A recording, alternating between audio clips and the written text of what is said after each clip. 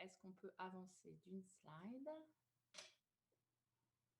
et regarder ensemble bien simplement le titre de cette conférence qui nous a fait venir aujourd'hui, le silence dans la relation de coaching. 2 heures pour parler de cette posture, de cette position, de cette intervention qu'est le silence dans notre métier. Et je vais peut-être très simplement, on ne présente pas Alain Carnon, mais rappeler à tous ceux qui sont présents que c'est bien évidemment une des personnes qui a engagé sa vie dans notre métier depuis combien de temps, Alain? Je suis MCC depuis 2002, je crois. Donc, MCC depuis 2002, très actif dans les associations professionnelles, à un moment où l'ICF, le MCC et la SF Coach ont créé le CIMAX, le syndicat professionnel pour représenter notre métier. Et puis, bien sûr, une école de coaching et une pratique du coaching, coaching d'équipe, coaching individuel et coaching d'organisation, les 3 activités de coaching qui sont celles que nos membres pratiquent assidûment. Alors, peut-être, Alain, j'avais envie, avant de démarrer la conférence, de poser une question. Quand tu vois que le coaching, la Société française de coaching a 25 ans, que le coaching a 30, 40 ans, est-ce que ça t'évoque une réaction aujourd'hui? Ça m'évoque une réaction, c'est que pour moi, le coaching est né en 90. En fait, l'ICF est une des premières associations créées en 95. Je crois que la SF Coach, c'était tout juste à côté.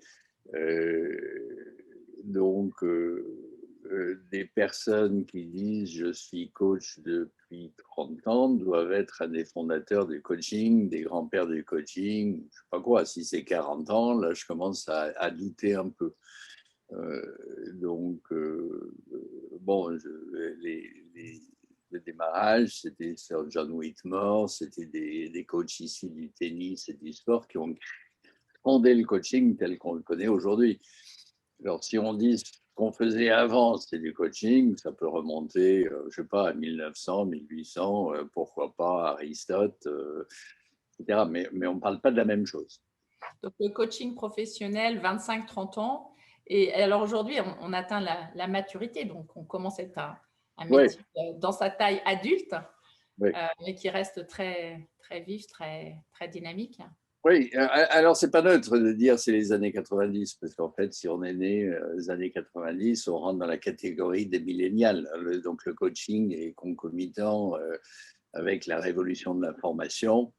Normalement, ça se passe en ligne, ça se passe à distance, c'est entre des personnes paritaires, c'est pas hiérarchique. Il y a toute une révolution de l'information autour du tournant du siècle. Le coaching est synchrone avec ça, dans le sens synchronicité. Donc le coaching, en fait, prépare le siècle dans lequel nous sommes, mais aujourd'hui, il y a 20 ans. Donc devient adulte, on peut dire 21 ans, 25 ans, elle commence en plein essor. C'est comme si avant ça, c'était la jeunesse et puis l'adolescence. C'est intéressant de se poser, de visualiser ça et dire en fait tout ce qu'il y a de vraiment innovant dans le coaching correspond à la révolution de l'information. Il y a des liens directs. Donc, ça nous ouvre plein de perspectives sur l'évolution du métier. Si nous n'en sommes qu'à sa jeunesse, on va encore avoir des très belles années devant nous, des tas de découvertes et des tas d'innovations certainement. Tu es ici invité ce soir par la Société française de coaching. Toi qui es très international, on parlait à l'instant en t'accueillant de l'Égypte où tu es né. Je sais que je suis né en Algérie. Élevé en Algérie, ah, très bien. Élevé en Égypte 16 ans et puis ensuite 6 ans aux États-Unis. Français de parents quand même de souche. Donc oui, l'ICF est un choix international parce que j'ai ça un peu dans la peau. Je voyageais beaucoup avant le Covid. Bon, donc c'est... L'ICF Coach, c'est plus le village gaulois qui, à mon avis, lutte contre l'envahisseur romain, mais en fait américain. À l'époque, je m'amusais à me dire, tiens, il y a un barde qui adore pousser la chanson, il y a Obélix, regardez les figures de la SF coach, avec ce côté, je trouve intéressant parce qu'enraciné dans une tradition plus française, quoi. Coaching à la française dans un monde très, très international. Et toi, tu pratiques aussi à partir de la Roumanie et depuis très longtemps à distance Oui. un coaching thème de notre symposium, puisque nous avions le groupe de savoir interne qui avait parlé du coaching à distance. Et toi, tu as 20 ans de pratique du coaching au téléphone, par vidéo, etc. Et donc, n'exagérons rien, mais depuis 2007, je demande à tous les participants dans mes écoles de pratiquer par téléphone un maximum. Et beaucoup, quand le Covid est arrivé, on dit finalement, on est très bien préparé pour ça. Beaucoup pratiqué en partie à téléphone. Bon, ce qui était coaching d'équipe, c'était quand même en situation. Le Covid a sacrément accéléré dans une direction, je trouve, très intéressante. C'est de se mettre à disposition du monde entier, finalement. Si on est francophone, on a des clients dans le monde entier. Si on est anglophone, on a des clients dans le monde entier. Ça élargit l'horizon sacrément, cette histoire de Covid. Tout à fait. Donc, je trouve très, très intéressant. Bon, alors, assez parlé peut-être sur cette conférence sur le silence. Je crois que tu nous as préparé une petite intervention, une petite découverte du silence de manière concrète, pratique. Ce que nous allons vous proposer, c'est une expérience pour commencer autour du coaching et du silence qui va demander des volontaires. Alors, des volontaires pour partir dans des sous-groupes. On est environ une centaine. Donc, on va constituer dans un instant une dizaine de groupes qui demandent que nous ayons une dizaine de volontaires. Et tenez-vous bien, non pas pour être coach, mais pour avoir le plaisir, pour une fois, d'être coaché. Vous restez avec votre son allumé, vous ne vous mettez pas en muet parce qu'il vaut mieux qu'on vous entende quand vous êtes dans les sous-groupes. Toutes les autres personnes dans les sous-groupes, vous coupez le son, ça veut dire que vous ne dites rien. Autrement dit, vous vous mettez en posture de silence et vous laissez votre client travailler. Vous pouvez faire confiance au client pour poser sa situation et avancer par rapport à son enjeu en se disant qu'il connaît le coaching, donc il peut vraiment très très vite avancer par rapport à tout ce qu'il sait. Il n'a pas besoin de tout expliquer, mais il a besoin de réfléchir, de prendre son temps et d'avancer vers la résolution de sa situation. Autrement dit, le client travaille seul, mais je propose au client de cliquer sur une des personnes dans votre groupe pour la voir vraiment en visage, autrement dit dans l'affichage, non, plutôt dans le petit pointillé en haut à droite, vous allez sur un des visages de quelqu'un dans le groupe et vous l'épinglez, hein, ça s'appelle l'épingler. Comme ça, vous aurez une des personnes vraiment que vous regardez et vous travaillez. Mais dans le sous-groupe, bien entendu, personne ne sait qui c'est. Ce n'est pas la peine de dire quoi que ce soit sur qui c'est. Autrement dit, tous les autres peuvent se sentir vraiment concernés et écouter profondément le client travailler. Restez vraiment branché. La seule chose, c'est que vous n'intervenez pas, votre son est coupé. Ça, c'est tout le monde sauf le client. Les consignes sont claires. On vous arrêtera à un moment donné. Gabriel mettra un message sur votre écran. À partir de là, vous passez dans une période débrief. Vous ne passez pas dans la période débrief avant d'avoir l'indication que c'est la période débrief. Okay. Alors, cette période débrief sera d'un certain temps.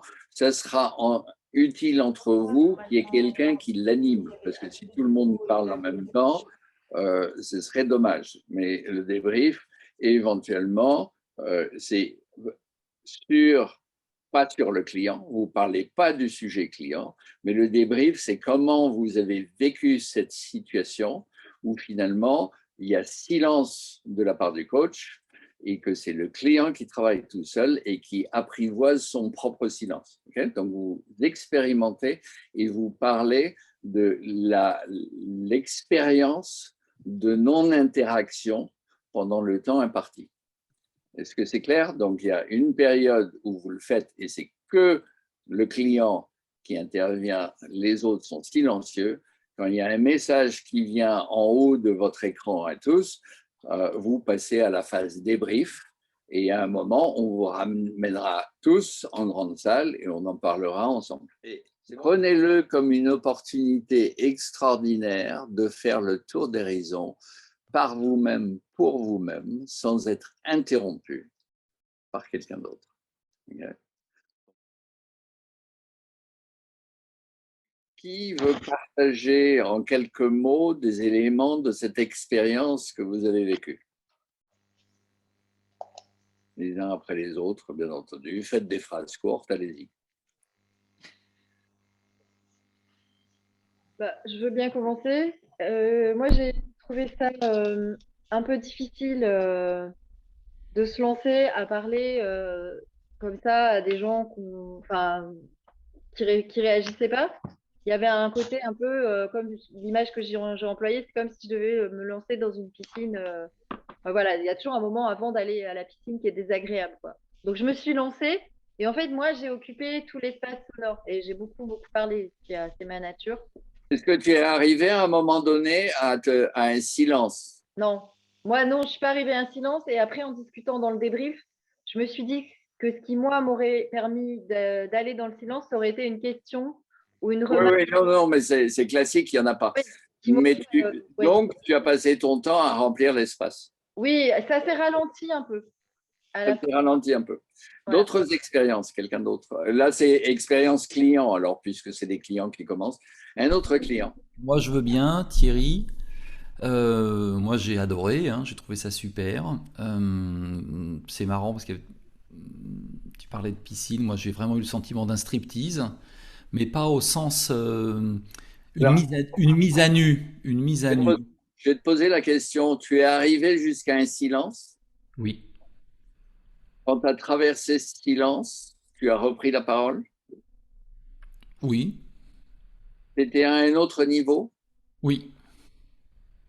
Ça t'est arrivé plusieurs fois. Faudrait que je demande. Non, non, non, c'est toi. Moi, je pense que j'ai dû me faire au moins 2 ou 3 silences, oui. En allant à chaque fois plus profond ou en allant plus... Plus profond et des silences plus longs. Ouais, ok. Est-ce qu'il y a des niveaux où tu as plutôt élargi pendant un temps, où tu as des moments où tu es revenu à un niveau précédent? Waouh! Ça devient technique, je me suis pas posé toutes ces questions. Non, non, non, mais c'est maintenant. Je sais pas, Ok. je sais pas. Je peux pas tout de suite répondre à ça. En tout cas, c'est un clair indicateur que tu as avancé dans des endroits que tu n'avais pas envisagés avant. Oui, ah oui, oui, oui. Ok. Il y a un autre client. Éventuellement, oui, alors en cliente, une fois que j'ai eu compris, alors moi j'ai beaucoup aimé, mais ça m'a fait comme un écho, je l'ai dit au groupe d'ailleurs, un reflet systémique par rapport à ce que je posais comme problématique. Et Alain, oui, tu avais raison, le problématique a émergé et c'était la bonne. Voilà. Et c'est ça. Voilà, ce que je peux dire, c'est que finalement, voilà, il y a eu ce reflet systémique qui a apporté des réponses. Et tu as eu des moments de silence. Oui. Ok. Donc la même chose, c'est qu'à chaque fois, soit en fait on reprend le même niveau et on l'élargit, soit on va à un autre niveau parce qu'on découvre quelque chose et c'est un approfondissement. Là, on peut élargir. Quelquefois, il y a un autre silence, un autre approfondissement. Donc, c'est des paliers, on pourrait dire, presque de plongée intérieure. D'accord. C'est ça que tu as vécu ou pas? Oui, pas mal. Et avec un certain et plus loin confort, pas inconfort. Ouais. Tu étais avec toi-même, en fait. Tu Ouais. étais avec toi-même. Alors, par contre, ce que je disais au groupe, c'est que comme on était dans un exercice où effectivement il n'y avait pas eu d'échange où on parle avant ou après, c'était pas très loin de l'analyse pour moi. Parce qu'on parle, l'autre, sauf qu'on le voyait. Tu vois, c'était pas, il n'y avait pas eu d'échange avant ou après. Ça m'a un peu déstabilisée. Mais sinon, ça allait. Mais tu avais une personne en face. Au moins, elle était en face, elle n'était pas derrière. C'est déjà ça de prix. Tu as senti qu'elle était vraiment présente à toi. Oui. Ok. Bon, on pourrait aller dans le détail, mais ça, c'est un facteur intéressant, c'est d'avoir une personne qui, à la limite, les yeux accrochent, et ça te permet d'être avec un témoin de ton travail, respectueux. Et du coup, tu y vas. Il n'y aurait personne en face, c'est pas pareil. Il y aurait quelqu'un derrière. Ah voilà, c'est là la nuance. Ah super, merci du truc. J'arrivais pas à distinguer ce qui faisait la différence. Merci Alain, super. La différence, c'est comme un mariage, s'il n'y a pas de témoin, il ne peut pas avoir lieu. Mais le témoin ne fait rien, il est responsable de rien, il est simplement hyper présent. D'accord. C'est tout. Bon, un autre. Oui, moi je veux bien prendre la suite, Alain. Pardon, vas-y si tu veux. Bon. Moi j'y vais. Vas-y. Alors, moi j'ai vécu une expérience agréable parce que j'ai réfléchi sur un sujet qui me tenait à cœur. Par rapport à ce que tu viens de partager, Alain, moi j'avais l'impression pas forcément d'aller en profondeur, de rester un peu en surface, mais d'aller à différents endroits. C'est-à-dire que j'avais le silence, c'est une habitude, une pratique, donc j'allais dans le silence et je changeais d'endroit. Alors, à un moment donné, une peur, après une ressource. C'est plus dans un territoire en l'élargissant, mais ce n'est pas forcément en forant à d'autres niveaux. Voilà. J'ai pas eu de nouvelles prises de conscience qui venaient de je sais pas où, mais j'ai revisité différents items que j'ai pu un peu rassembler. Mais j'ai pas pu épingler. J'ai pas pu épingler moi. Donc j'avais mes 5 comme ça.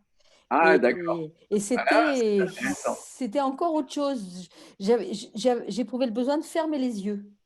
Ouais, alors je me demande si le nombre de territoires que tu as explorés dépendait de qui tu regardais parmi les 5. Ok, intéressant. Ouais. Tu peux avoir un côté systémique là. Si tu changes de regard, peut-être que tu changes de territoire. Ça ne te permet pas d'aller en profondeur. Oui, voilà, peut-être. Intéressant. Si tu veux, c'est mon interprétation, hein, ça vaut ce que ça vaut, mais ça permet de rester dans une certaine extériorité ou extraversion, mais en fonction du regard que tu as, tu vas explorer quelque chose de différent, mais sur le même plan. Alors que si tu es la même personne et tu arrives à un silence partagé, vous risquez tous les deux de descendre dans une verticalité. Et ça sera plus introverti. L'hypothèse est intéressante puisque j'éprouvais le besoin de fermer les yeux, donc pour m'enfoncer. Et probablement, là, tu cherchais à aller plus profond. Ça. Et c'est ce que j'ai partagé, c'est un peu la frustration de ne pas pouvoir m'accrocher à quelque chose. Oui. Ok, c'est intéressant. Quelqu'un d'autre? Je veux bien y aller, Joël. Ce qui est dit me parle bien. Alors, pour ma part, il y avait 2 personnes sur les 5 que je connais, voire que je connais bien. Voilà. Et ça, donc, ça a peut-être facilité pour moi l'expression. Alors, tu en as épinglé un des 2 que tu connaissais ou un autre? Une des 2 personnes que je connaissais. Ah oui, ok. Ouais, et j'étais dans ce regard et ce regard que tu évoquais comme un témoin silencieux, ça m'a vraiment bien aidé. Voilà, j'ai eu un temps de silence. Apparemment, mon élocution s'est ralentie et puis j'ai eu un temps de silence. Et j'ai senti que je descendais un peu plus. La question intéressante pourrait être qu'est-ce qui serait passé dans ton travail si tu avais épinglé l'autre que tu connaissais ou si tu avais épinglé quelqu'un que tu ne connaissais pas. Comment ça aurait pu influencer la nature de ton travail, la profondeur, etc. Enfin bon, c'est des questions qui restent ouvertes. Merci. Est-ce qu'il y a quelqu'un d'autre qui peut partager quelque chose? Oui, je veux bien. Je veux bien aussi. Je crois qu'il y a Romain qui attend depuis un moment. Oui, Romain, il attend, le pauvre. C'est l'impatience de la jeunesse. Oui, en fait, moi, ce que que je voulais dire et ce que j'ai partagé au groupe, c'est que c'est un exercice avec lequel j'étais pas du tout à l'aise. Et d'ailleurs, en fait, pour tout vous avouer, je pense qu'au début, comme certaines personnes, j'avais mal compris la consigne. Donc moi, je pensais que je m'engageais pour être coach et pas client, ce qui m'allait mieux en fait. Et j'étais très déstabilisé par le fait qu'il n'y ait pas de retour en face, qu'il y ait un silence de la part du coach qui ne savait pas qui elle était. Et j'étais très déstabilisé aussi par mes propres silences. Parce que c'est pas quelque chose auquel je suis habitué, en tout cas c'est pas très naturel pour moi. Et en fait, eh bien, j'ai trouvé finalement que vous avez parlé d'aller un petit peu plus en profondeur. Et bien en fait, c'est ce que j'ai ressenti. J'ai ressenti que, en fait, je pense qu'il y a dû y avoir 2 ou 3 silences et j'ai senti que je plongeais un petit peu plus profondément, que je m'autorisais à plonger un petit peu plus profondément à chaque fois. Et en fait, même si sur le coup, c'était très malaisant pour moi, et bien en fait, après coup, je vois bien que ça m'aidait quand même à progresser dans ma réflexion et à sortir de cet aspect un peu vague ou un peu cercle que j'ai évoqué avec mon groupe. Ouais. Ok. Voilà. Un autre? Ou on arrête? Comme vous voulez. Je dirais, s'il y a par exemple une expérience différente de quelqu'un qui a, parce qu'en gros, là, on couvre les mêmes thèmes, donc on a assez d'informations. Pascal? Ouais, moi je veux bien, sinon. Bon, vas-y, Pascal, vas-y. Okay. Brièvement, je suis parvenue à résoudre quelque chose, donc c'était utile, à asseoir une certitude. Moi, je n'ai pas arrêté de parler, je n'ai même pas pensé que je pouvais arrêter de parler. Or, comme ma question avait trait à introversion-extraversion, c'était vachement intéressant. Et d'ailleurs, on m'a demandé, est-ce que tu as pensé à un moment à arrêter de parler, mais ça ne m'est pas venu à l'idée. Et je voudrais préciser que je chéris le silence dans mon travail. Mais là, je n'étais pas du tout en position de travail. Donc, c'était vraiment intéressant comme je n'étais pas… Voilà. Ceci dit, quelque chose s'est passé. Donc, je ne suis pas certaine que l'hypothèse qui est d'aller dans son introversion soit… En tout cas, pour moi, ce n'était pas la seule manière de résoudre quelque chose parce que je l'ai résolu. J'ai dit. L'hypothèse que de passer différents paliers et découvrir quelque chose de différent, tu ne peux pas la juger puisque tu ne l'as pas fait. Mais ce que tu es en train de dire, c'est qu'en restant au même niveau, enfin en parlant tout le temps, sans passer par le silence, tu as exploré des trucs et tu en as découvert des nouvelles. Bon, ok, mais ça ne veut rien dire sur ce que le silence et différents paliers par silence pourraient t'apporter puisque tu ne l'as pas vécu. Pas cette fois-ci, ça marche. Alors, Marina, tu voulais dire quelque chose, allons-y. Oui, alors moi, j'étais pas client, j'ai donc… ah oui, on n'a pas fait parler des coachs. Il y a des coachs, ouais. Voilà. Alors, je n'étais pas choisie comme coach non plus, mais j'ai trouvé l'expérience extrêmement intéressante. Et j'ai eu vraiment le sentiment de me connecter aux clients d'une autre manière, c'est-à-dire que j'avais une connexion avec ma respiration. Je pense qu'il y avait le regard qui était très présent. Et j'ai vraiment apprécié ce moment où la cliente s'est mise en silence.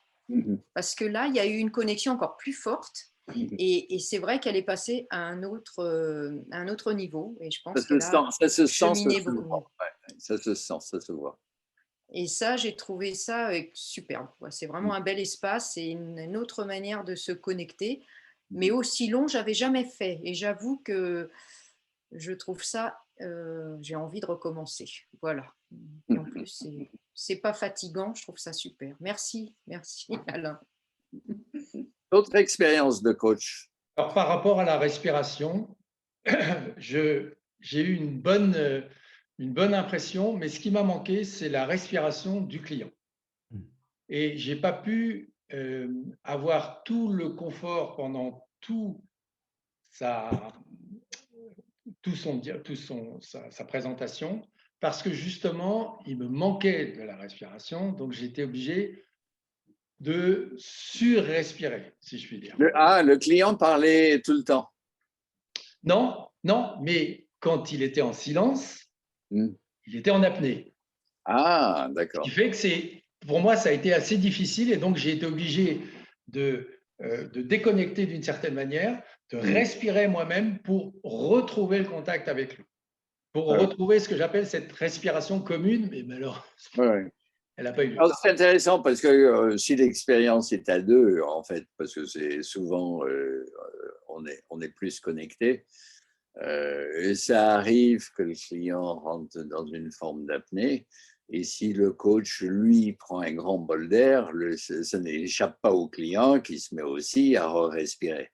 Donc, mais là, comme face à une personne, il y en a 5, on ne sait même pas si le client te voyait, mais c'est important que le coach respire quand même, parce que sinon, et ça peut avoir une influence dans le silence, alors qu'on ne dit rien, mais on accompagne. Mais un client qui se tait, qui est dans le silence sans respirer, pour moi, c'est du vide et ce n'est pas du silence. Ah, on va pouvoir gloser là-dessus, mais c'est des formes importantes de vide. C'est-à-dire que l'apnée, de la plongée, de savoir retenir son souffle et passer en hyperventilation, etc., ça a quand même des effets intéressants. Ce n'est pas à éviter. Mais il faut savoir travailler avec.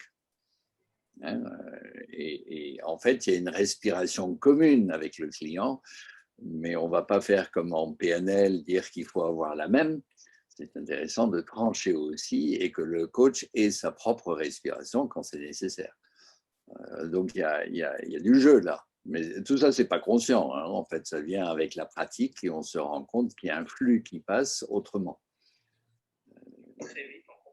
Enfin bon, sur ce sujet, est-ce qu'il y a un autre client qui veut partager? Oui, moi j'ai senti l'ambiguïté de l'exercice sur le rapprochement de la frontière de la thérapie.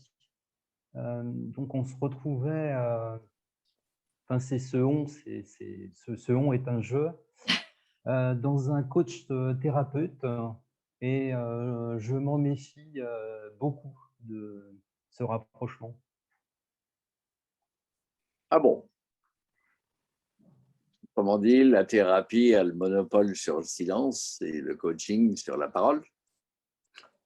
Alors, le coach, évidemment, utilise le silence. Voilà, c'est une question de dosage. Et là, l'exercice qui nous privait d'interaction,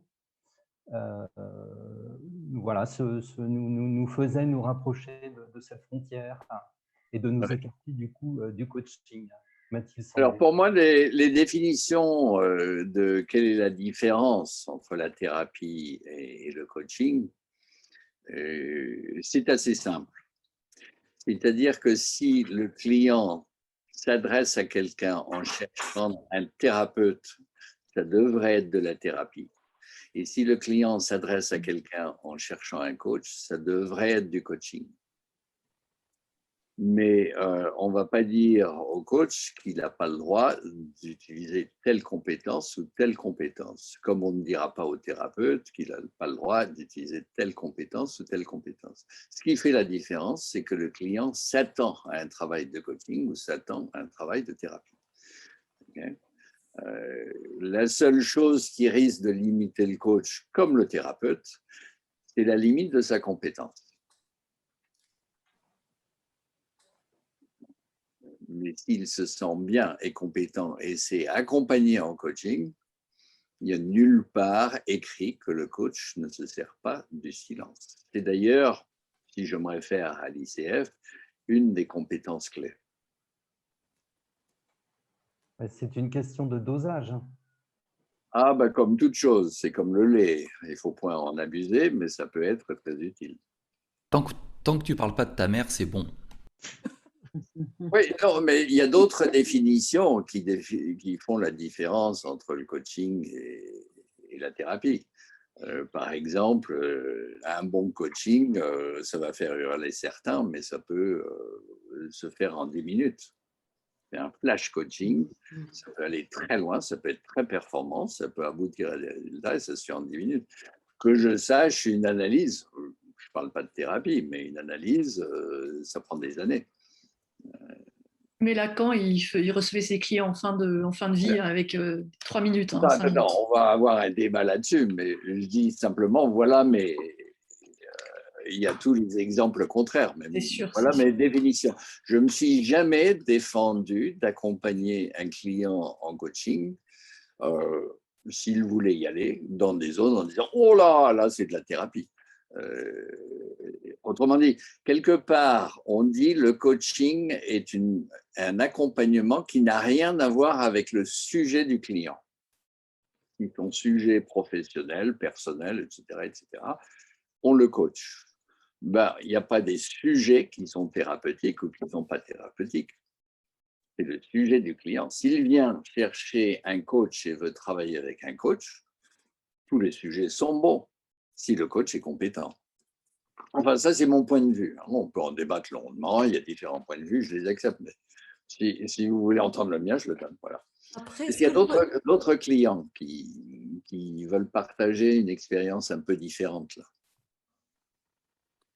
Moi, je ne sais pas si elle est différente, mon expérience, mais donc, en fait, cet espace m'a permis d'aller dans des espaces-temps différents, en fait. C'est-à-dire, peut-être alors en plus, je suis assez addict des approches narratives, mais je suis allée dans le passé, dans le présent, dans le futur. Donc, j'ai voyagé à travers l'espace-temps en faisant des silences et du coup, j'ai navigué, quoi, en fait. C'est sur cette séquence. En tant que coach, là. C'était parmi les coachs.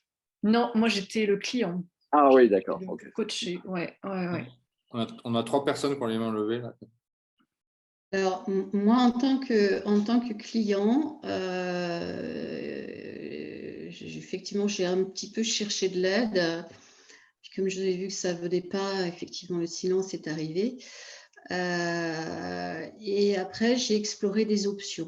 Et en explorant des options, en les formalisant, je me suis dit, mais après tout, finalement, ouais, pourquoi pas. Et donc, je me suis mise à adopter ou accepter des options et le fait de les prononcer, en fait, de le formaliser, ça a été assez puissant. Et je pense que je ne l'aurais pas forcément fait si je n'avais pas eu ce moment de silence à me dire, et je fais quoi maintenant? Ouais. Autrement dit, ça responsabilise le client plutôt que plonger quand le client essaye d'accrocher le coach en disant « Bon, vas-y, fais ton boulot ». Si le client se prend en charge, et d'ailleurs on dit en coaching que le client est autonome, il est intelligent, il sait avancer, il sait comment il veut résoudre son problème, si on le laisse faire et il commence à se prendre en charge, il sait très bien avancer tout seul. Et il va découvrir probablement des tas de choses en étant son propre guide. Là, je trouve qu'on touche à des choses intéressantes. En caricature, on pourrait dire, il y a un client qui vient voir un coach et il va décrire une situation. Il va s'arrêter et regarder le coach. Ça, c'est l'accroche. Si le coach ne dit rien, le client pourrait se dire « Ok, je fais un tour de plus ». Il va redire, grosso modo, ce qu'il a dit. Tout ça pour essayer d'accrocher le coach. Si le coach ne dit rien, le client est face à lui-même. Il va se dire « Mais pourquoi je raconte ça? Où est-ce que je vais maintenant ?» C'est comme s'il faisait un tour d'un rond-point et puis un deuxième. En fait, il prend du momentum. À un moment, il va se dire « Bon, ça suffit. Tout ça, je le sais. » Et il va chercher dans ce qu'il ne sait pas. Pour ça, il faut un silence. Donc, il y aura un moment de silence. Il va se dire, bon, où est-ce que je vais maintenant à partir de ça? J'ai fait le tour d'horizon. Si le coach ne réagit pas, en fait, il laisse le client approfondir. Bon, le client pourrait faire ça une deuxième fois. C'est-à-dire que d'abord, il écrit la situation. La deuxième fois, il va dire, bon, j'ai quelques options. Il va commencer à travailler et chercher des options. Puis peut-être qu'il va recommencer à faire une boucle, aller raconter en attendant quelque chose du coach. Si c'est avec des silences, il pourrait dire, bon, avec mes options, je les ai vues, qu'est-ce que je fais? Autrement dit, on laisse l'espace au client pour avancer. Là, je le mets en extrême. Alors, ça ne veut pas dire qu'il n'y a que cette compétence, mais c'est quand même une compétence clé. Alors, au bout d'un certain temps, en fait, on peut se dire comment j'accompagne le silence, voire je le provoque. Comment dire, le client vient et me décrit ce qu'il sait de sa situation. Je pourrais lui dire, est-ce que je peux t'interrompre? J'ai l'impression que tout ça, tu le sais déjà. Alors, autrement dit, tu n'es pas venu pour décrire quelque chose que tu sais déjà, je vais le pousser dans son silence. Je vais interrompre son discours connu qu'il a déjà raconté à, je sais pas, des tas de gens, sur son problème, sa problématique. Là, je vais l'interrompre en disant, j'ai l'impression que tout ça, tu le sais déjà. Alors, autrement dit, quand est-ce que tu commences à travailler sur ta page blanche, sur ce que tu ne sais pas? Là, il va falloir qu'il passe à travers un silence pour commencer avec un peu plus d'hésitation, un autre ton de voix, à dire des choses un peu plus profondes. Et au bout d'un moment, éventuellement, il va commencer à comprendre que c'est ça qu'il faut faire. Il est là pour écrire son propre bouquin, en quelque sorte. Il n'a pas besoin de quelqu'un qui pose des questions. Qu'est-ce que ça veut dire? Alors, on pourrait poser des questions, mais à la limite, on peut faire un coaching extraordinaire sans poser une seule question.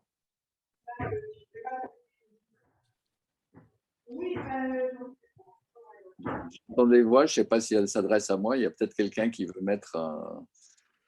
Il y a un micro, Béatrice Conrad. J'ai une question là-dessus, Yes. Alain. Oui, ma question, c'était, est-ce que le silence, tu vas jusqu'à ne pas sourire, ne pas faire de... Ah non, non, non, non, je suis présent. Oui. Intensément présent en accompagnant. Ce n'est pas forcément quelque chose de social, il faut faire attention. Comme on dit, si le client raconte un peu une vanne et se met à rire, je vais peut-être faire un sourire, mais je ne vais pas passer en éclat de rire. Et je vais revenir assez rapidement à bon, et le travail, quoi. Mais si je suis ému, ça va se voir. Si, je veux dire, on est là quand même en face à face. C'est pour ça que je demande aux clients, dans votre expérience, de quand même épingler une seule personne, parce qu'il va se passer quelque chose de visage à visage. Alors, du côté coach, quand même, c'est intéressant dans cette expérience de voir où va votre tête. Parce qu'il y a des tas de coachs qui écoutent dans le contenu et qui se disent « Ah ben c'est par là-bas, il faudrait qu'il aille par là, ou j'ai telle idée, etc. etc. » Quelle est votre qualité, on pourrait dire, d'écoute quand on sait qu'on n'a rien à dire, qu'on ne peut pas dire, qu'on s'interdit de parler. Là, vous saviez que vous étiez interdit de parler, que vous ne pouviez pas parler, que ça ne sert à rien. Ça peut débrancher pas mal de réflexes. De commencer à réfléchir pour le client, réfléchir pour le problème, réfléchir sur les solutions, etc. Vous savez que vous ne pouvez pas parler, donc vous allez peut-être rentrer dans une écoute, mais vraiment gratuite. Vous n'avez rien à donner. Quelle est la qualité de cette écoute par rapport à votre écoute habituelle, quand vous pouvez parler? Si vous pouvez parler, vous vous dites quelles questions je pose, comment j'interviens, comment je rejoue mon rôle.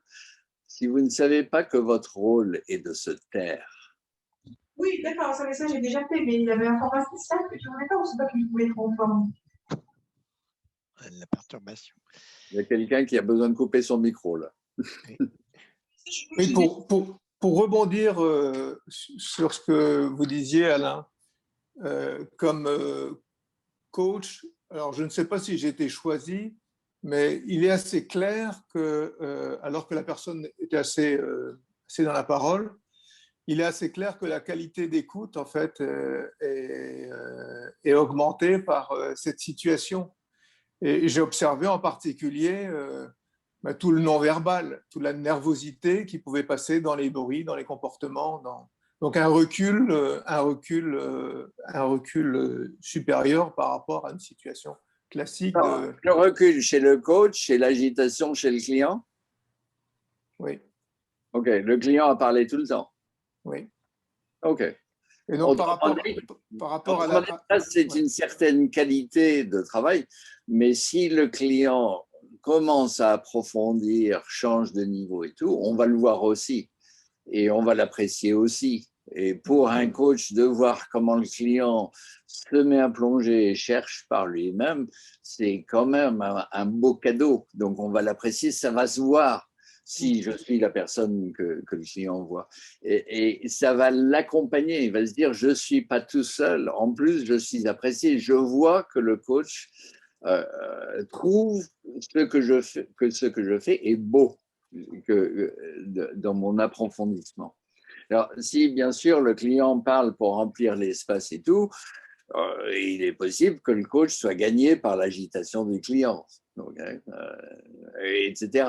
Il est possible que ça nous mette à un autre niveau énergétique. Mais c'est intéressant de voir où le client va aller, peut aller, sans jugement. Et de se dire par rapport à cette situation, à quoi ça correspond. Donc, mais d'être confiant que le client fait ce qu'il a besoin de faire, c'est tout.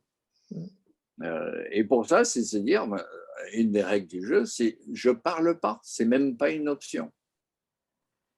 Pendant un temps, hein, alors quelquefois, va surgir quelque chose de très intéressant que le coach peut dire, qui va vraiment propulser le travail et tout. Mais ça, on le connaît, c'est le travail sur les questions, le machin, etc. Mais il y en a beaucoup trop. Ça devrait reposer sur un socle de silence. Autrement dit, je vais jusqu'à dire qu'une vraie question puissante, si le client peut y répondre, elle n'est pas puissante. Si le coach peut y répondre, elle n'est pas puissante. La fonction d'une question puissante, c'est de propulser tout le monde dans le silence. C'est qu'en fait, ça sert d'interruption. Donc, si vous croyez que vous posez une question puissante, mais que le client répond tout de suite, voire qu'il vous séduit en disant « Ah, très bonne question ». Ça, c'est le piège pour les coachs. Parce que si un client vraiment prend une bonne question puissante dans le faciès, il ne va pas flatter son coach. Il va rester la bouche ouverte et plongé.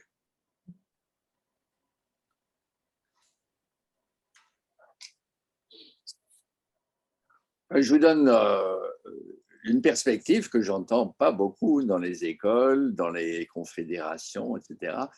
Pour moi, le socle de tous les outils de coaching, c'est le silence. Et tous les outils de coaching devraient amener au silence pour que le client se trouve. Il va se trouver dans le silence, dans son silence. Peut-être parce que le silence est fondamental dans l'écoute.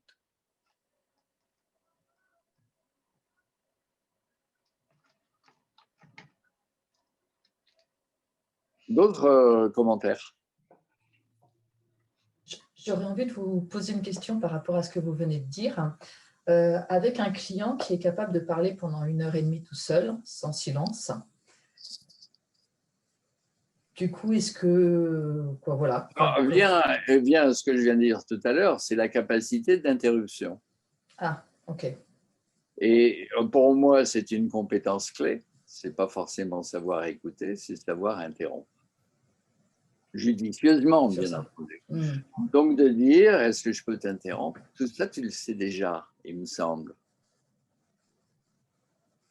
Alors, autrement dit, c'est pousser le client dans le précipice du silence qu'il cherche à tout prix éviter en remplissant avec du bruit. Tout le bruit qui se passe dans sa tête, tout le bruit auquel il a l'habitude. Alors, quand même, si on vient à la définition du coaching, pour moi, c'est un luxe. C'est un luxe, le coaching. Autrement dit, on vend un espace libre au client. Un espace vide. Ce n'est pas un appartement meublé. On est responsable de l'architecture de cet espace, autrement dit des murs, etc., porteurs, tout le bazar. Mais il a besoin d'un grand espace vide. C'est ça qu'il loue quand il vient voir un coach. On ne va pas remplir son appartement. Le vide, l'espace, aujourd'hui, c'est du luxe. C'est du luxe. On n'en a plus. On le cherche. Mais alors du coup, je me permets, Alain, j'ai une question. Si vraiment le coaching c'est du luxe et qu'on ne fait que vendre un espace vide, eh ben, j'en reviens à mon interrogation de début qui est quelle est la différence entre un coach et un psy lacanien? Je l'ai déjà répondu, c'est que le client cherche un coach. Et il n'est pas formé en psy lacanien, il est formé aux compétences de coach. Et une des compétences de coach, c'est savoir utiliser le silence, l'interruption, judicieusement et accompagner le client pendant qu'il cherche sa solution. Alors, pour vous donner des expériences, il y a des expériences qui sont énormes en termes de prise de conscience avec un exercice comme ça, c'est-à-dire quelqu'un qui fond en larmes à la fin en disant « mais c'est la première fois de ma vie qu'on m'écoute pendant si longtemps. » Okay. Donc là, il y a une prise de conscience de l'espace qu'on n'a pas. À quel point il y a une pression sociale, environnementale, constante, etc. Et puis, il y a des gens qui disent c'est étonnant. C'est un problème que je me trimballe depuis 1 an minimum. Et là, en 8 minutes, j'ai trouvé une solution qui me convient tout à fait. Est-ce que le coaching, c'est accompagner des gens à ce qu'ils trouvent des solutions qui les thérapeutes? Ben moi, c'est oui. Ce n'est pas un travail thérapeutique. Il vient avec un projet, il veut avancer dans son projet. Je peux l'aider en 8 minutes. Ça pose problème au psy? J'en ai rien à foutre. Le client est venu me chercher. Hein? Autrement dit, c'est une compétence de coach que j'utilise à bon escient. Je connais beaucoup de coachs qui font beaucoup de bruit et qui se mettent dans l'espace du client, avec leur ego, leurs questions puissantes, etc. Alors là-dessus, prenons les compétences clés des coachs. C'est des contrats béton, des questions puissantes, des plans d'action bien ficelés. Il se trouve que c'est un tantinet masculin, macho ou animus. Les questions puissantes, je ne vous fais pas un dessin, moi-même, ma question est plus puissante que la tienne, tout le bazar. C'est une histoire de puissance. Or, l'espace, le vide, protecteur, avec une belle architecture autour, c'est une approche beaucoup plus utérine. Le coaching, on ne tire pas, on ne pousse pas, on donne à l'espace, au client, un espace de croissance. Désolé les mecs, mais c'est pas macho. Et ça pose quelque chose de fondamental par rapport à ce qui se passe dans le monde du coaching. Quand est-ce qu'on va revenir, je dirais, à ce qu'on va appeler l'écoute, l'espace de croissance qu'on donne à l'autre pour qu'il y grandisse comme il veut. J'ai vu une main se lever, c'était… Oui, simplement faire un commentaire par rapport à l'espace du vide d'un grand théâtreux qui dit que les choses se passent à partir du moment où il y a un espace de vide. Sinon, il ne peut pas se passer. C'est clair. Mais dans l'univers, ce qu'on appelle l'espace ou le vide entre les planètes, etc., a plus de masse et plus d'énergie que tout le reste cumulé. Ce qu'on appelle le vide n'est pas du vide. On pourrait dire d'ailleurs que les planètes et les étoiles, c'est du vide un peu coagulé. Il a perdu de sa transparence et de sa mobilité. Que, en fait, la création vient du vide, retournera au vide, et que ça, c'est le vrai plan. Il faut voir les choses en creux. Là, on devient totalement philosophique. Mais ça rejoint des parcours spirituels. C'est quand même ce qu'on cherche dans la méditation, la contemplation, etc., depuis la nuit des temps. Le silence est un mot en creux? Le vide, c'est de la matière en creux. Et le silence, c'est du vide. C'est pour ça que tout le monde en a la trouille. On est beaucoup plus accroché au matériel du coaching qu'au vide dans le coaching. C'est intéressant d'inverser les choses. Juste pour l'expérience, hein, je ne suis pas en train de dire qu'il faut choisir. Mais si on fait trop d'un côté, c'est bien de faire quelques virées de l'autre et voir ce que ça donne et l'explorer. Il y a peut-être quelque chose par là-bas. Si j'arrive à vous semer un doute, je suis content. Alors, Dominique. Il faut mettre le son, hein, sinon on ne t'entend rien. Ouais, j'en profite en attendant, Alain. Est-ce que tu dirais donc que le principal boulot du coach, c'est son expérience du vide et sa confrontation au silence comme son principal espace de travail et d'investigation aussi sur lui-même? C'est quelque chose qu'il mériterait de ne pas éviter. Je ne dis pas que les autres, là prochainement j'ai un bouquin sur les questions puissantes en coaching systémique, ça va sortir, c'est en première, j'espère la semaine prochaine que vous le trouverez. Il existe en anglais, cela dit. Mais je veux dire, j'explore le coaching de différentes façons, mais pour moi, il y a quelque chose de très, très important, de largement sous-évalué dans le silence. Dans toutes les conférences de coaching que je vais, il n'y a personne qui va poser ce socle. Ce socle. Ouais. On peut parler de questions puissantes, de leurs petits outils intellectuels, de leurs machins et tout, mais dans toutes les approches, ça repose quand même sur le silence.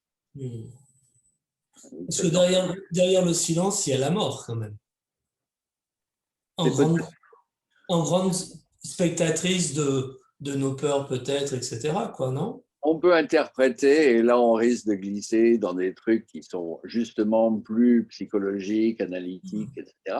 Moi, je parle de ça très bêtement, très pragmatiquement. Je m'en sers tous les jours avec des clients. Ça apporte des résultats fulgurants. C'est tout. Ah, c'est intéressant comment tu le poses. On peut philosopher, hein, c'est le danger. Alors bon, moi j'ai fait pas mal de tours là-dedans et j'ai cherché à différents endroits. Alors, la théorie que j'affectionne en fait, parce que c'est pas de la psy, c'est pas de la religion, c'est pas je sais pas quoi, etc. C'est la mécanique quantique. Ça a l'air propre.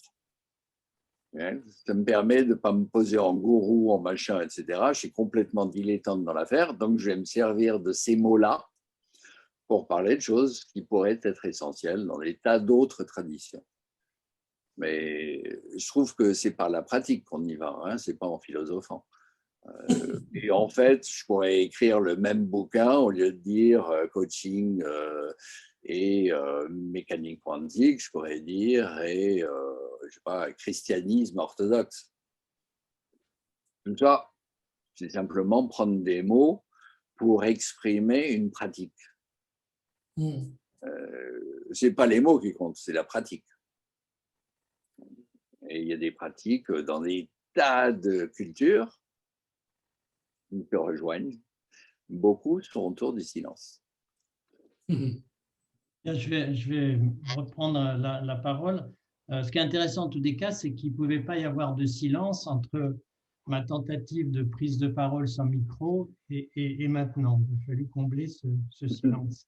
Alors juste, je voulais te demander, Alain, comment tu situes la question de synchronisation dont on parle beaucoup en coaching par rapport à la question du silence, puisqu'on parle beaucoup de synchronisation avec le client. Alors, ça ne fait pas partie des compétences ICF. Ça fait partie des compétences héritées de l'hypnose et qui sont promulguées par la PNL ensuite d'hypnose, autrement dit, suite au travail d'Erickson. Erickson, c'était dans les années 40, 50, 60. L'analyse transactionnelle, c'était après-guerre aussi.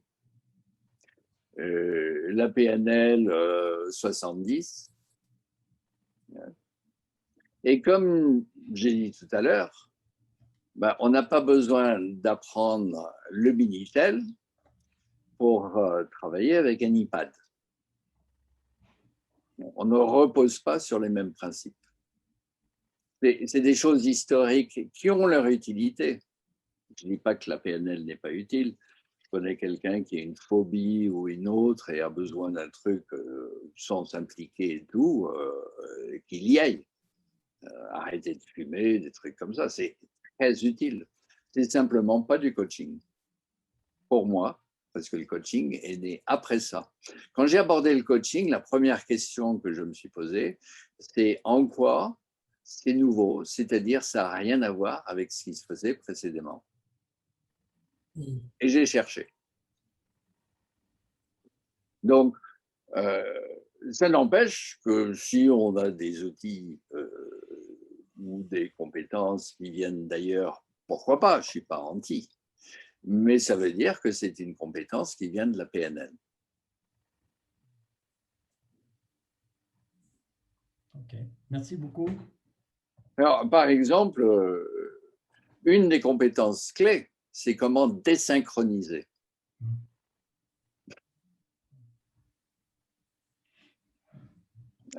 Parce que si on veut interrompre, de continuer à dire etc. et être en synchronisation, ça veut dire au client, vas-y, roule ma poule, tu racontes des bêtises, mais je t'accompagne. Je connais même des coachs, quand le client commence à se taire, le coach continue à hocher de la tête. C'est un peu comme les chiens à l'arrière d'une voiture. La voiture s'est arrêtée, puis le truc, il continue. C'est pas... Ça devient des tics. Ça devient des tics. C'est intéressant de savoir ce qu'on fait vraiment.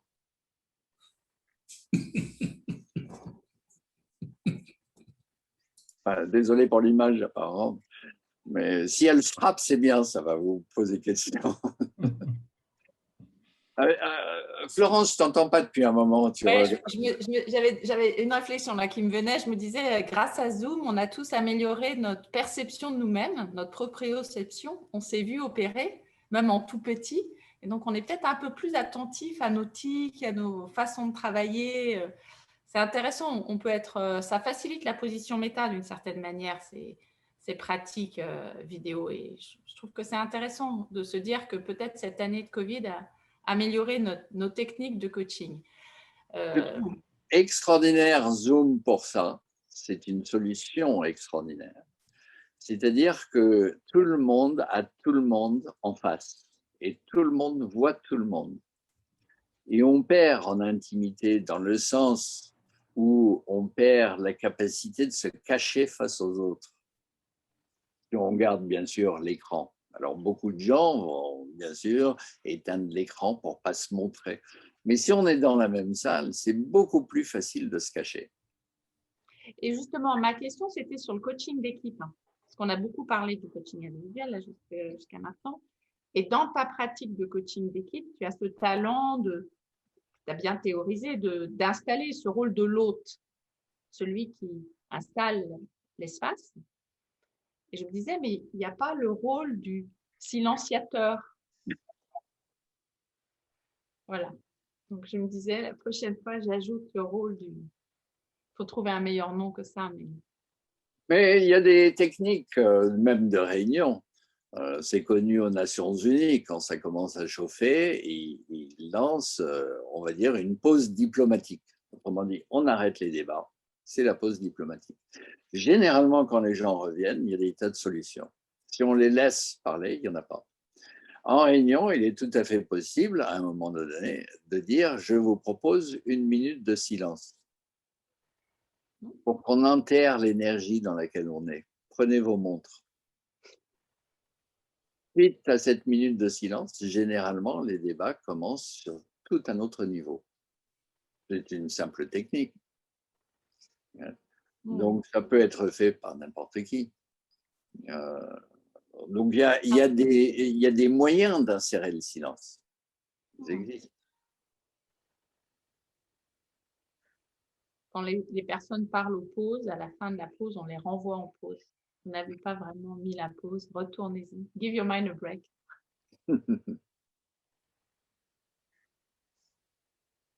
Bon, d'autres commentaires. On avance comment? Ou vous voulez un autre exercice? Ou je ne sais pas combien de temps on a.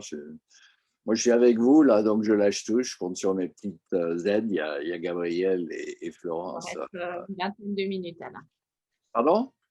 Il nous reste une vingtaine de minutes. Vingtaine? Vous voulez un autre exercice? Oui. Yes. Là, ils se méfient, les gens, ils ne veulent pas. Bon, c'est un exercice personnel. Hein. Vous travaillez tout seul pour vous. Je vais vous poser une question. Prenez peut-être un bout de papier pour mettre les trucs à plat pour vous. Et je vous propose un exercice. Vous n'aurez pas à partager sur le contenu. C'est totalement personnel. Vous pouvez y aller à fond. C'est l'occasion rêvée pour vous de vraiment vous poser une question importante. Alors là, à tout moment dans la vie, tout le monde a vraiment une question importante. Autrement dit, c'est quelque chose soit au niveau de carrière, soit au niveau vie privée. Souvent, c'est la même dans les deux domaines, en fait. Et cette question importante, c'est j'y vais pas, je prends A ou B, quelque chose comme ça.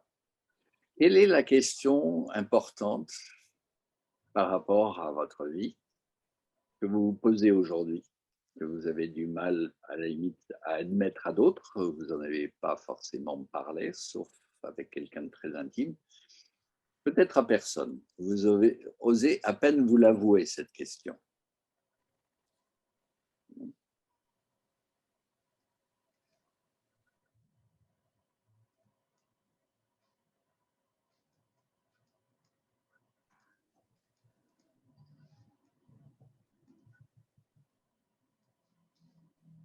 On n'écrivait pas tout un chapitre, hein, mais posez quelques mots qui vous permettent de la retrouver tout à l'heure. Ça va, il y en a. Vous avez votre. Je suis désolé, Alain, moi j'ai dû m'absenter 2 minutes au moment où vous donniez la consigne. Est-ce que vous auriez la gentillesse de... Alors, quelle est la question la plus importante dans ta vie aujourd'hui que tu as posée à personne en termes de je fais pas, j'y vais pas, ou entre A et B, c'est le moment de choisir et je ne sais pas choisir. Un truc sur lequel vous butez, que vous osez à peine vous avouer. Peut-être vous en avez parlé à quelqu'un de très intime, mais c'est à la lisière de votre secret.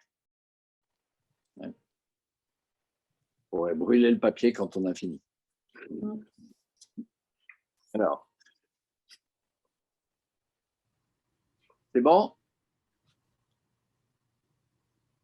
Vous en avez une? Alors, en prenant un peu de chant, vous savez qu'au fond de votre cœur, au fond de votre âme, vous avez fait votre choix. Vous avez décidé. Vous savez exactement ce que vous voulez. En fait, ce qui vous ennuie, c'est les conséquences que ça pourrait avoir. Mais la décision, elle est prise. Vous dites qu'elle n'est pas prise pour reporter parce que vous avez peur d'assumer les conséquences. Autrement dit, vous n'avez pas un problème dont vous ne connaissez pas la décision. Vous avez une décision qui peut être prise immédiatement. Ce qui vous ennuie, c'est les conséquences. de dire que vous n'avez pas pris la décision est juste un artifice pour reporter d'avoir à faire face aux conséquences. C'est clair pour un certain nombre de personnes? Alors, vous êtes adulte, vacciné, et si vous décidez de faire en sorte que les conséquences sont positives pour tout le monde, en prenant le temps qu'il faut, pour que ce soit juste. Je ne sais On pas perd pour des- d'autres, mais pour moi, l'image à geler, est-ce que pour d'autres personnes du groupe, la communication? Non, c'est que toi. Donc, je continue ma phrase. Vous savez faire face à des conséquences. Vous savez faire en sorte que ce soit positif pour tout le monde, en prenant le temps de grandir et qu'ils grandissent aussi, mais sans attendre. Donc, en fait, votre problème est résolu. Vous avez votre décision. Vous pourriez très bien commencer à enclencher sur comment mettre en œuvre les actions pour que les conséquences soient positives. Alors, putain, qu'est-ce que vous attendez?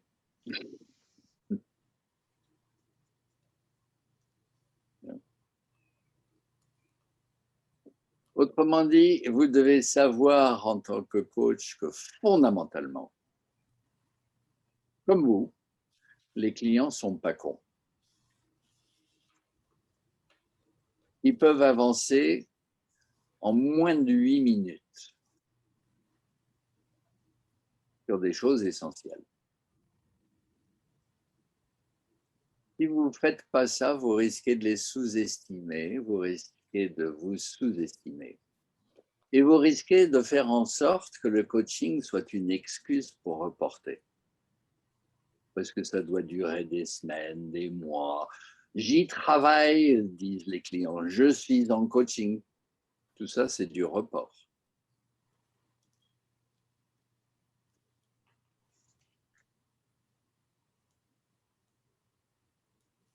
Donc là, je démontre aussi que, en fait, des questions et des techniques peuvent servir pour trancher à travers beaucoup de choses, très rapidement. Il n'y a pas que le silence. Mais de le faire comme ça, c'est peut-être un peu rapide, un peu violent. Je ne le ferai pas avec des clients. Mais ça peut être. Allô? Il y a un problème de bruit. Je le ferai avec certains clients qui ont leur puissance et ça se voit. Il y a des flash coaching qui peuvent se passer par téléphone très très rapidement. On n'a pas besoin de dire que ça prend du temps.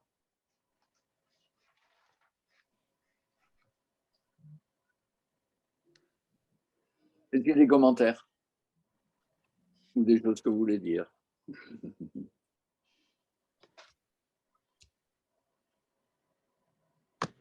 Après l'exercice, c'est difficile. Moi, je suis bloqué.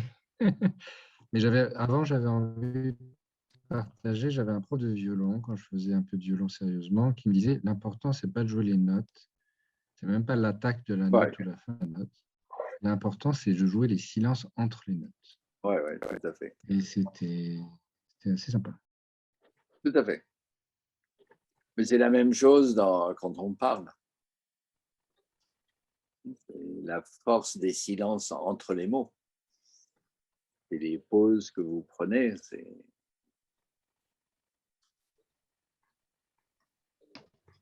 Même les pointillés que je viens de lâcher. Moi, ça me fait penser à Milou, comme si c'était... on sait où est l'os, mais il faut pas, on passe son temps à le réenterrer.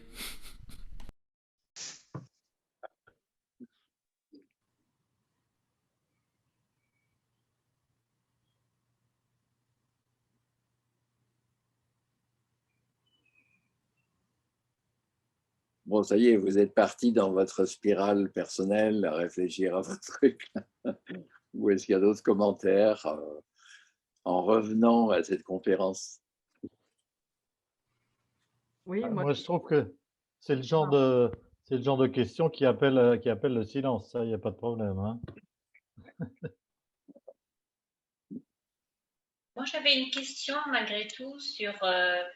J'ai bien entendu évidemment le fait que le silence soit une vraie compétence du coach, mais j'avais une question côté coaché en termes de confort-inconfort, parce qu'il me semble que nous ne sommes pas égaux dans la perception du silence, et j'aimerais avoir votre retour sur justement ces disparités auprès des coachés, sur leur confort, inconfort ou pas face à ça. Personnellement, je sais pas, je crois que je suis pas connu sur le marché pour être un coach confortable. Donc, je ne sais pas si je suis bien placé pour parler de cette histoire de confort-inconfort. Mais il faut faire attention, c'est-à-dire qu'il y a un confort de complaisance et il y a un confort je dirais, de protection. Il ne s'agit pas de pousser le client dans un truc où il ne veut pas aller. Mais si le client est là et avance, personnellement, je trouve que c'est intéressant de savoir à la fois être dans la protection et la permission pour qu'il puisse avoir sa puissance. Là, c'est ce qu'on appelle les 3 P. Alors, si on appelle ça le confort, moi, je trouve ça très confortable de permettre au client d'avancer en protection, permission et puissance. Si c'est de la complaisance, moi, je veux dire, j'ai autre chose à faire. Hein. C'est peut-être que je suis plus tout jeune, je me dis qu'il faut être utile, je n'ai pas de temps à perdre. Donc, les clients qui veulent perdre leur temps, ils peuvent trouver ailleurs.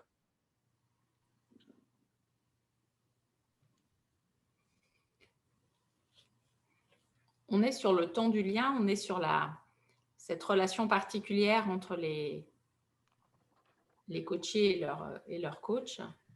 Et cette compétence de silence, elle me semble très importante dans la création de l'alliance et dans la capacité à installer cet espace, cette interaction, cette relation discontinue entre les moments où on parle et les moments où on se tait, entre les moments où on se parle en séance de coaching et les moments où on n'est pas là. Le coaché avance tout seul entre les séances. Il y a aussi une similitude sur le processus de coaching. Il y a des moments où le coach se tait puisqu'il n'est plus là. On est entre 2 séances. Est-ce que tu as déjà... comment tu vois ces moments de parole entre nous, dans les séances de coaching et les moments de silence où le coach retourne à son travail, à sa vie, le coaché retourne à son travail, à sa vie, et le coach aussi d'ailleurs. Oui, mais il y a des moments, moi, dans ma vie où un client émerge à mon esprit, il n'est pas là, je pense à quelque chose. Bon, c'est génial, un SMS ou un truc comme ça. Quelquefois, après une séance, je suis en train de rentrer chez moi ou je sais pas quoi, je fais autre chose et je pense à quelque chose. Je pourrais envoyer un petit message en disant « Je pense à toi, la question qui m'est venue, c'est ça. Tu n'es pas obligé de répondre, salut. » Mais c'est des pointillés hors séance. Mais on est tous présents aux uns aux autres, même après des années.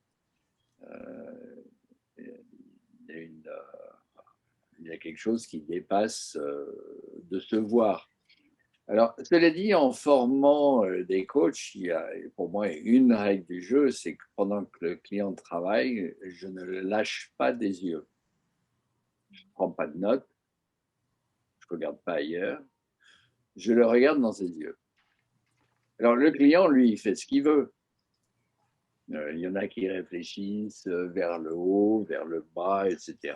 Il y a beaucoup de gens qui glosent sur le sens de là où ils regardent, ça veut dire que, etc. Moi, ça veut dire simplement qu'ils cherchent. Si le client me regarde en parlant, il se raconte et il regarde son public. Il va être très attentif à mes réactions. Là, je peux commencer à penser que c'est inutile. C'est une perte à voir sur mon visage la réaction de son histoire. Il n'est pas en train de chercher.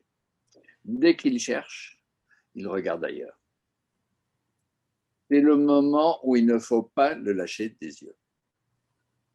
De temps en temps, dans son travail, il va jeter un coup d'œil pour voir si je suis là. Si j'ai le malheur de regarder ailleurs à ce moment-là, il va se dire « je suis tout seul ». Mais il va juste jeter un coup d'œil pour voir s'il est vraiment accompagné. Si je suis là à le regarder intensément avec ma présence silencieuse, il va se dire « c'est bon ». Et il va continuer à chercher son truc, à le dérouler, à traverser ses silences et à bosser. Autrement dit, dans la relation, il se passe quelque chose qui est de l'ordre de l'intimité. C'est avec peu de personnes dans la vie de tous les jours où on se regarde quelquefois les yeux dans les yeux, on s'accompagne par les yeux à travers des silences. Il faut quand même savoir accueillir l'intimité avec ses clients. Paradoxalement, je perçois que beaucoup de coachs viennent au coaching pour trouver l'intimité qu'ils n'ont pas par ailleurs. Ils la veulent avec les clients. Ils veulent la développer en eux, d'ailleurs, avec les clients. Mais ils ont un grand problème avec l'intimité. Donc, ils se mettent en situation d'essayer de la découvrir avec des clients pour grandir. C'est un métier génial pour ça.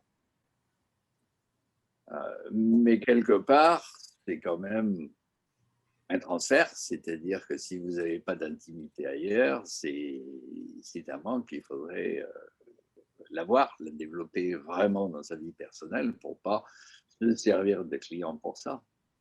Mais les clients ne sont pas là pour répondre à mon besoin d'intimité, mais ils vont travailler d'une façon extraordinaire s'ils savent que je suis là en intimité avec eux, à les suivre. C'est tout. Je n'ai pas de demande, mais je sais être là avec cette intimité. Ça fera une énorme différence, ils iront plus vite, plus loin. Donc je trouve que le temps du lien, c'est le temps du coaching. Mais il faut aller à définir très concrètement comment ça se voit, comment ça se sent, comment on est, comment on regarde, comment on écoute, et comment on peut être ensemble en silence, comme dans des couples intimes, et souvent les yeux par les yeux, comme en art martial. C'est intéressant, on dit faites l'amour, pas la guerre, faites pas l'amour, faites la guerre, je sais pas quoi. Mais c'est les deux situations, on se regarde dans les yeux dans les yeux. C'est quand on fait l'amour et quand on va se battre. On sait tout de l'autre avant qu'il bouge. On fait corps. Il y a quelque chose comme ça en coaching, dans la vibration partagée, qui passe par les yeux.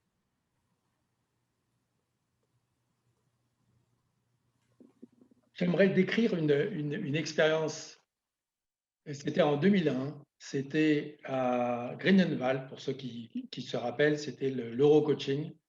Il y a un type qui est arrivé qui s'appelle Tim Galway.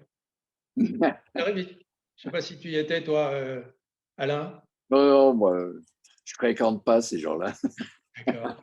Le type est arrivé sur scène et pendant 3 minutes, vraiment 3 minutes, il nous a regardés sans rien dire. Alors, j'ai eu cette expérience-là, mais pas avec un coach, c'était plutôt avec un Indien, quelqu'un qui venait d'un autre monde. Et il venait faire un discours. Il est venu, il est resté dans la salle à regarder tout le monde, les uns après les autres, mais bien plus de 3 minutes. Et après, il s'est levé, il est parti. C'était sa conférence. Mais Tim Galway... Mais tout le monde en avait la chair de poule. Hein. Ouais, il était devant 400 coachs quand même, internationaux de tous les pays. Ouais. C'était sur l'inner game. Oui, c'est clair. Très puissant. Et ça ne fait que renforcer, et tu t'en souviendras. Autrement dit, ça fait renforcer quelque chose, et ça hausse tout de suite la présence de tout le monde dans la salle. Si on veut être en présence, le silence est essentiel. Sinon, c'est du bruit.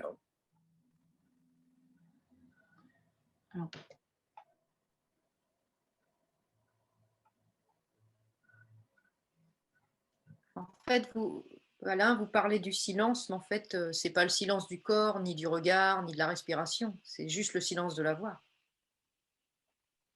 Ah bon?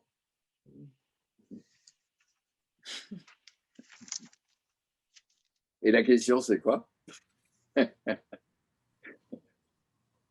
Il y en a pas. C'était juste, c'est ce que ça m'inspirait. Ouais. C'est que le coach, c'est sa présence qui est là.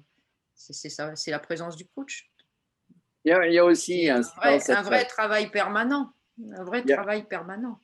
Alors pour moi, il n'y a pas seulement le silence de la parole, il y a un silence intérieur.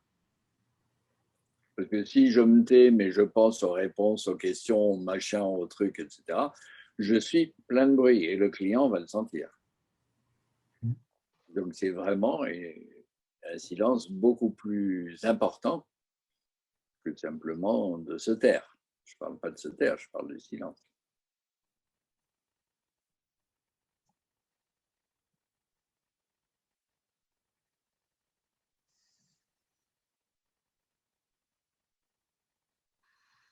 Bon, c'est tout. Parce que c'est quand même une conférence, hein, on n'est pas obligé de se taire. Vous pouvez poser des questions, réagir, pas être d'accord, etc. Juste un mot, pour moi, Alain, tu as posé quelque chose d'hyper important qui est l'intimité de la rencontre. Ouais. Et je trouve que c'est une thématique qui est pas assez souvent, enfin très peu posée, de la même façon que le silence. La question de l'intimité de la rencontre entre le coach et son client mérite aussi beaucoup plus de place que la place qu'on lui accorde aujourd'hui. Ouais.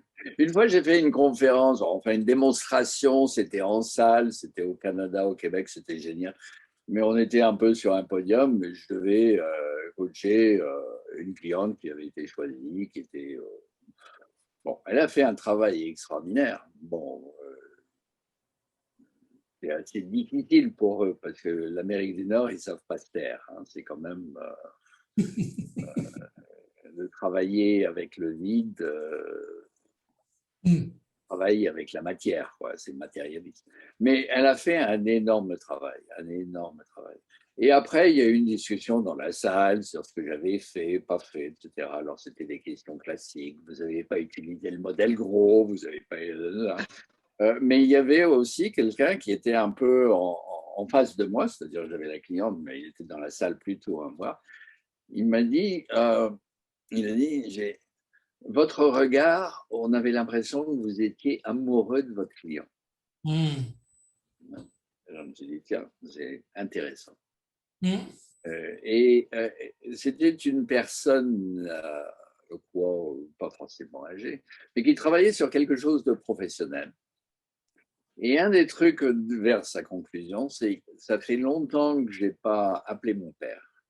Il faut que je l'appelle. Il me donnait souvent de très bons conseils. Et j'ai envie de reprendre ce contact.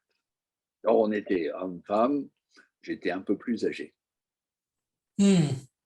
Et là, il y a quelque chose d'autre qui s'est passé, qui n'était pas dans les mots, dans son travail, etc., mais qui était dans la présence. À mon avis, ça a fortement facilité son travail. C'est une démonstration de 8 minutes dans une conférence. Mais c'est ça qui fait tourner le monde quand même. Ouais. Je vais poser une dernière question. Ah bon, après c'est fini les autres, parce que ça non, c'est... je ne sais pas, c'est parce que je vois l'heure qui arrive à 20h, on est 20h. Alors vas-y. Il y a toujours un parfait atterrissage dans la fin des coachings par Alain. Donc on va les laisser atterrir en douceur. Je voulais la place des émotions, en fait. Voilà, c'est mon cas personnel. Je suis très cérébral, intellectuel, machin, etc., par formation, par éducation. Et là, avec mon superviseur, on est en plein dans connecte-toi à tes émotions, tu n'es pas connecté à tes émotions. Et on a. Quel lien tu fais avec ce qu'on dit aujourd'hui avec le silence? Je serais intéressé d'avoir ton avis. Pour moi, c'est important, mais Bah, moi, je pense que les émotions sont toujours là, elles sont toujours présentes, elles sont toujours utiles. Je pars du point de vue que quand elles apparaissent, c'est pour une bonne raison.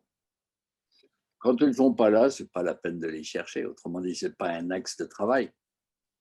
Pas plus qu'un thème de comptabilité ou je ne sais pas quoi. Je ne vois pas pourquoi on va se centrer sur une approche plutôt qu'une autre. On va accompagner le client.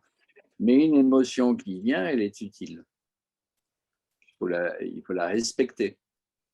Alors, en gros, la peur, c'est essentiel. C'est quand même un sentiment animal. Ça veut dire que je suis potentiellement en danger, qu'il vaut mieux que je sois vigilant, que je sorte, mais très progressivement, d'une paralysie. Parce que si j'ai très peur, ça provoque la paralysie. Les gens dans la peur, ils ne bougent pas. Mais je ne vais pas me dire qu'il faut qu'ils traversent sa peur, qu'ils n'écoutent pas, etc. Je vais me dire, tu t'en sers comme un indicateur intéressant, ça t'a été utile. C'est utile. Le grand danger, c'est de ne pas sentir sa peur. Il y a des tas de gens qui ne sentent pas la peur. Ils appellent ça de l'adrénaline, etc. Ils sont au bord de la limite du possible et ils ont leur shoot. Et ils finissent en surdose, quoi. On appelle ça le burn-out. Donc, toutes les émotions, la tristesse, c'est extraordinaire. Les gens qui sont dans la tristesse, c'est des personnes qui ont un excellent indicateur qu'elles feraient bien mieux s'occuper d'elles-mêmes. Elles font trop de choses pour les autres. Et personne ne fait rien pour moi et j'en pleure. Donc, ça donne des avenues de travail, mais on ne va pas travailler sur la tristesse. On va travailler sur comment tu vas t'occuper de toi. Vraiment, tout en avançant dans ton projet, mais en étant un peu plus égoïste, comme si tu étais ta meilleure copine, ton meilleur copain. Tu as commencé à te nourrir. La tristesse, c'est des gens qui ne s'auto-nourrissent pas. Ils attendent des autres et puis ça ne vient pas. Pauvre de moi. Donc, c'est des indicateurs intéressants. On travaille avec, mais pas sur la tristesse. On travaille sur ce qu'il y a au-delà de l'indicateur. Pour que les émotions, c'est comme des panneaux indicateurs. Ça n'a aucun sens de se centrer sur le panneau indicateur. Moi, j'avais une petite question. En fait, les petites sont les pires. c'est ça. En fait, je me posais la question par rapport au silence. J'ai par exemple une cliente qui est énormément dans le contrôle. Et je me posais la question, parce que, bon, là, voilà, j'ai travaillé en séance avec plutôt du questionnement, hein, qui amène des choses, des silences aussi. Donc, mais amener un silence total avec quelqu'un qui est énormément dans le contrôle, qui va dire ah, il faut que je fasse ci, il faut que je passe ça, qui n'a pas encore lâché prise, où il y a ce vrai travail de lâcher prise qui est un travail énorme de fond, je me posais la question de savoir quelle réaction. Alors, je vais le tester. Je vais le tester, c'est une bonne occasion. Mais je me posais la question de savoir est-ce que ça peut faire avancer le coaché ou pas. Donc, je vais le tester. C'est une bonne expérience, mais quel est votre sentiment par rapport à ça? Alors, personnellement, je me pose toujours la question de la différence entre un coach compétent qui sait faire des choses ou qui ne sait pas les faire et un coach qui, dans certains cas, ne sait pas faire des choses, mais va dire c'est pour le client. C'est à cause du client. Hein? Autrement dit, ce n'est pas le client qui définit le coaching. Alors, il prend pas, c'est une autre question. Mais je ne saurais jamais si je ne sais pas le faire. Je suis très pragmatique.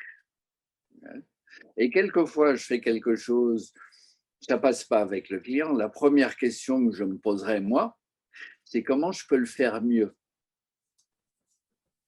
Ce n'est pas le client ne prend pas. Il ne faut pas sous-estimer les clients.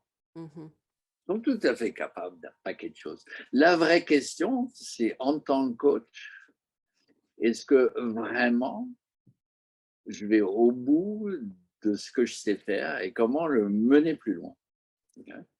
Alors, beaucoup de discours dans le monde du coaching, c'est qu'il y a des clients pas coachables, il y a des clients ceci, et si le client fait ça, bah, allons-y jusqu'au bout, tu lui dis quelque chose, et s'il se flingue, alors le fais pas.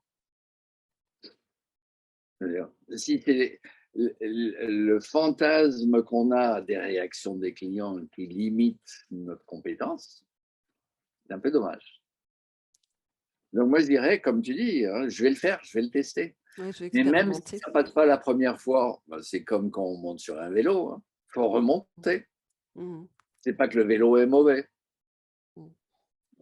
Autrement dit, comment faire en sorte que, très pragmatiquement, je teste, j'apprenne, je développe, etc., jusqu'à ce que je me dise, ben, les clients, ils savent très bien avancer tout seuls. Ok, merci. C'est plutôt ça. Centrons-nous sur le coach. Les clients, ils sont bons.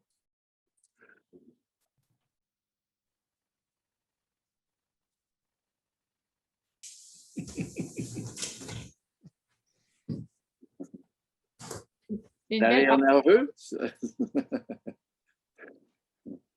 On est dans l'exigence du travail, de l'apprentissage, du développement professionnel, de remettre le... Enfin, je ne sais plus comment on dit, mais persévérer dans l'apprentissage, continuer à se professionnaliser. C'est un métier qui C'est un métier génial parce qu'on peut apprendre en continu. C'est comme un métier d'artiste. Je veux dire, les meilleurs violonistes, ils ont 80 ans ou plus. Hein. Alors, ce qui est génial là-dedans, c'est que ça donne à pas mal de gens de l'espace pour se développer, pour vraiment aller jusqu'au bout de la musique qu'ils veulent jouer. Il n'y a pas de fin à une vie d'artiste. Alors moi, il me reste, si je dis 80 ans, c'est dommage, il ne me reste que 8 ans pour continuer à me développer. Mais je veux dire, c'est tout un parcours, c'est un chemin, c'est pas on est compétent, on ne l'est plus, on ne l'est pas, on va le devenir. Il y a toujours plus, il y a toujours plus. Chaque fois qu'on fait un pas en avant, on se rend compte qu'il y en a 10 autres. C'est presque géométrique, là.